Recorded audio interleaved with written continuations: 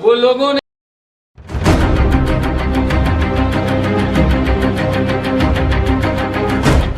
प्रणाम, मैं हूं विवेक पांडे और आप देख रहे खबर आप तक इंडिया का स्पेशल प्रोग्राम। नगर पंचायत के सिंहासन पर कौन होगा विराजमान?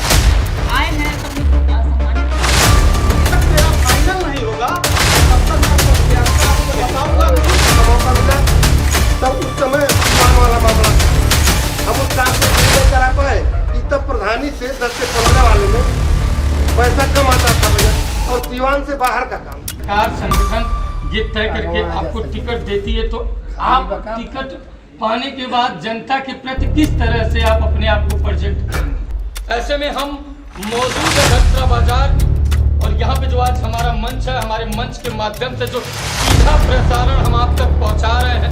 आज यहाँ पे जो प्रत्याशी आएंगे उनके विकास के मुद्दे पर, उनका चुनाव लड़ने का मुद्दा क्या है, जिस तरीके से उनकी दावेदारी है कि चुनाव में हम जो है ये करेंगे वो करेंगे, तो उन सारे सिस्टम, उन सारे विकास के पहलू पे बात।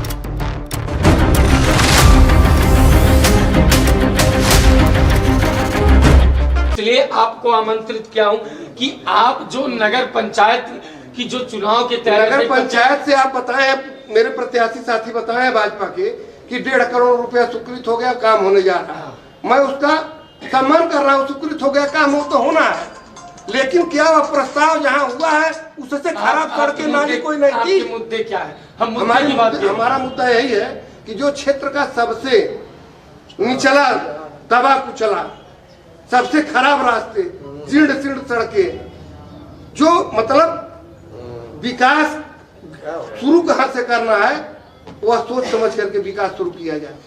यह नहीं है कागज में दिखा दिए रोड बन रहा है, एक काम, उससे कितने लोगों को लाभ मिल रहा है।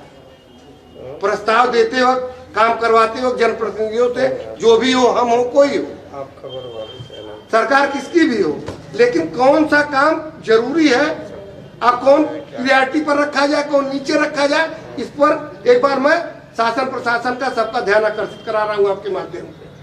मैं 5 काम का विरोध नहीं कर रहा हूँ, लेकिन क्या उस 5 काम के जो हो रहे हैं इस 2700 गांव में, क्या उससे खराब सड़कें, उससे खराब नालियां और नहीं थी? मैं सरकार को का ध्यान आकृष्ट कराना चाहता हूं कि उन जो जिनके आपका असली मुद्दा यही है कि जो सरकार के द्वारा जो योजनाओं का शिलान्यास हो रहा, जहां पे आवश्यकता हो उस ग्राम सभा में उस कार्य को किया, यही कहना चाह रहे हैं। चलिए, अब हम आपकी बात हमने भी सुना, लोग भी सुनेंगे, हम आगे बढ़ते हैं और हमारा दूसरा सवाल आपसे है, और ये दूसरा और पहला दोनों ही है। हम ये बढ़ते कि ये बताइए 27 गांव का सर्वप्रथम ऐसा कौन सा समस्या है जिस समस्याओं को सबसे पहले हर ग्राम सभा को हो सकता है? 2700 गांव में सबसे सर्वप्रथम समस्या है नाली और रास्ता। और हर गांव में जो भी सबसे बड़ी समस्या तो एक और आ पड़ी है, 2-3 दिन से गांव में लेखपाल घूम रहे हैं। बाबू, आप लोग के माध्यम से बता दे रहे हैं, आप लोग देखिए गांव में सर्वे चल रहा है आवास का, और उस आवास के सर्वे में जो सूची गई हुई है, लेखपाल जा रहे हैं अपना देख करके क्या लिख रहे हैं, क्या पढ़ रहे हैं, बाद में वो बिचौलियाँ लगाती हैं कि भैया 5,000 मंगल है, 10,000 मंगल है। हमारे पास भी 2 लोग कहे कि बाबू लेखपाल पैसा मांगा था। हम कहे बाबू चुनाव 4 दिन बाद कपारे पैसा क्या करे दे बात भाई, योजना प्रधानमंत्री जी की चल रही है, प्रधानमंत्री आवास योजना, पैसा क्यों मांगा जा रहा है शासन प्रशासन के लोगों द्वारा? ये अभी मैं आपके माध्यम से बताना चाहता हूं कि इस पर भी देख करके माननीय उप जिलाधिकारी महोदय इसको संज्ञान में लें। गांव के गरीब दबे कुचले जो आवास के पात्र हैं उनको आवास मिले, सुविधा मिले। एक नेउसा में महिला मिली, कल हमारी पत्नी घूमने गई थी, लगी पकड़ कर रोने में, उसका फोटो भी रखा हूँ, बाबू भैया का भी दिखा दूंगा, शायद वहाँ प्रधान रहे पहचान ही जाए। वो महिला कह रही है कि पूरे गांव में हमारा देखिए बीच में टीन से टारी 2 तल्ला बन गए, हमारे घरे आ। उसके साथ साथ महिला को प्रतिनिधि होना है, महिला और शासन सत्ता से चुनाव लड़ना है, हम समाजवादी को संघर्ष करना है।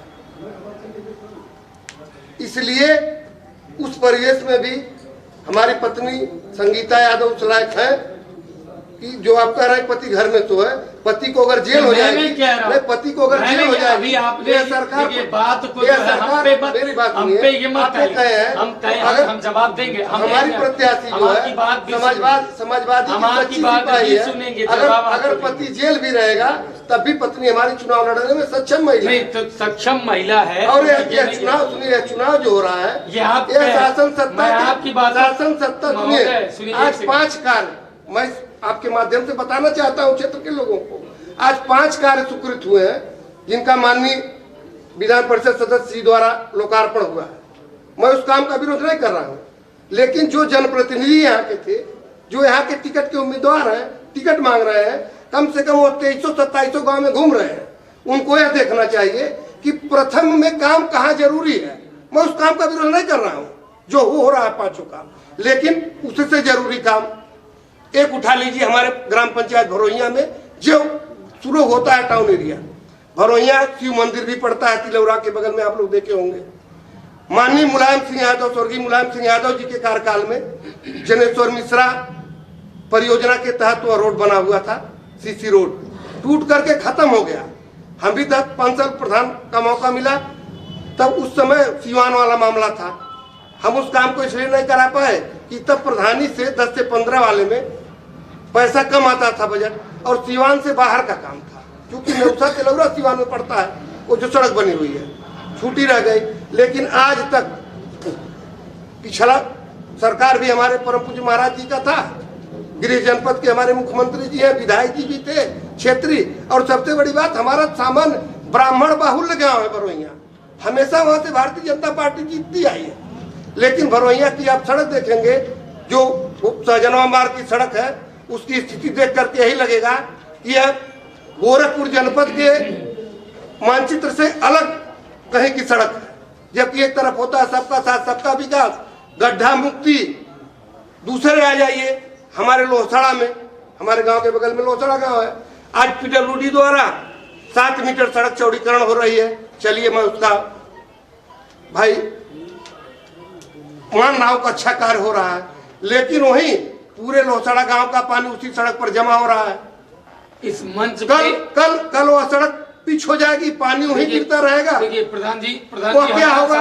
नहीं मेरी बात सुनिए, जो 5 प्रस्ताव दिया गया जनप्रतिनिधियों द्वारा, वह प्रस्ताव ऐसा देना चाहिए था कि जो हमारे 2300 गाँव में 2700 गाँव में सबसे जरूरी कार्य वो होना चाहिए था। तो आप सुनिए, ये सुनिए, बताओ प्रधान जी, एक सेकंड हमारी बात अभी से भाजपा सरकार के कुछ नुमाइंदे सुनिए भेदभावपूर्ण काम कर रहे हैं, जो पिछड़े दलितों के बस्ती को अछूता छोड़ते हुए सिर्फ अपने कार्यकर्ताओं के कहने पर आपकी बात मानते हैं, अपने